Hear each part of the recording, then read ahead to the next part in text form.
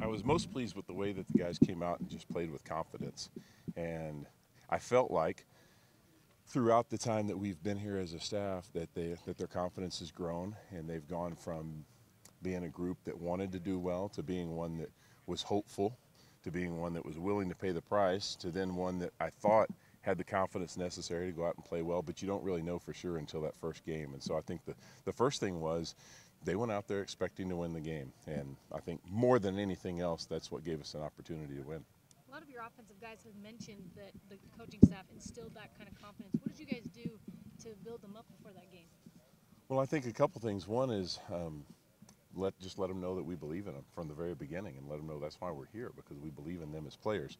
The next big thing is confidence comes from preparation, and so we forced their hand to prepare well, and we made sure that they were being held accountable to a really high standard in terms of their level of readiness. And we talked to them about that all week, and the fact that they needed to earn the right to play well. You don't just show up on Saturday and play well because you want to or because you're talented. You show up and play well because you've earned the right to play well with your preparation. And I think that kind of preparation gave them the confidence to go out there and do the job. You mentioned in the coordinator's show that there was a third down and short, that you talked to Squally, asked him what run he wanted to do, and then, went with the run that he suggested. What does that do for players when you're able to involve them and, work with them in that way? I think it gives them confidence, and it creates some ownership. Hey, if coach is going to give me this, then I'm going to get it in. And there were a couple of calls I had in mind, and the one that I knew the one that he wanted, so I was cheating a little bit.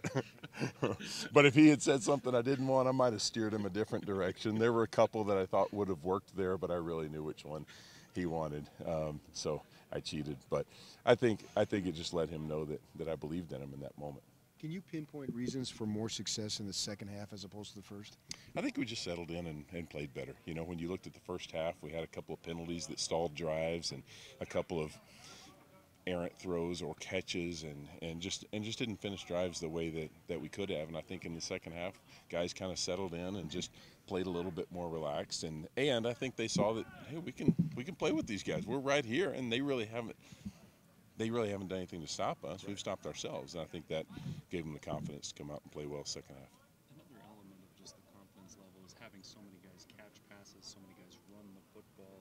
There's just lots of involvement from a lot of different guys. What do you see from the guys when they know that they might get their number called, either running or catching the ball? Yeah, well, it promotes involvement and ownership from a greater number of players, and I think when everyone feels like they have an opportunity to really contribute, then they have greater ownership and are willing to give more. And that's something we've talked about since we've been here, is that our strength is going to be the team, not any individual. And as a matter of fact, I just reminded them of that, because we had a couple of guys that didn't practice maybe the way that I was looking for, and I said, just as a reminder, no one is too good to be sat out, and the guys who play the best during the week are the guys who are going to get the snaps on Saturday. And I think guys understand that, and again, the strength of our offense is our offense. It's the group. It's not any individual. What has stood out to you about the Cal defense when you've looked at them so far? Very aggressive, really good front seven in terms of their strength and aggression to the football.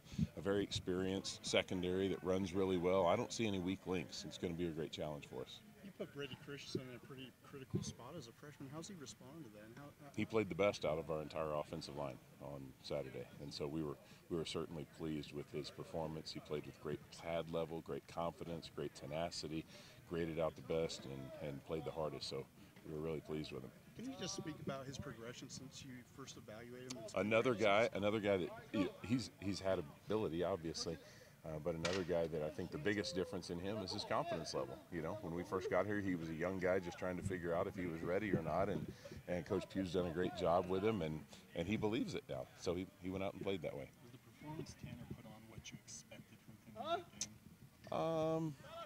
I don't know if I had a specific expectation for him to say he would complete this percentage or anything like that. And I think in any first game, you hope everybody plays well, but you look back at it and then you make an assessment based on where he was. But I was certainly pleased with what he did, especially in the second half. How much do you anticipate changing things from week to week as you go forward?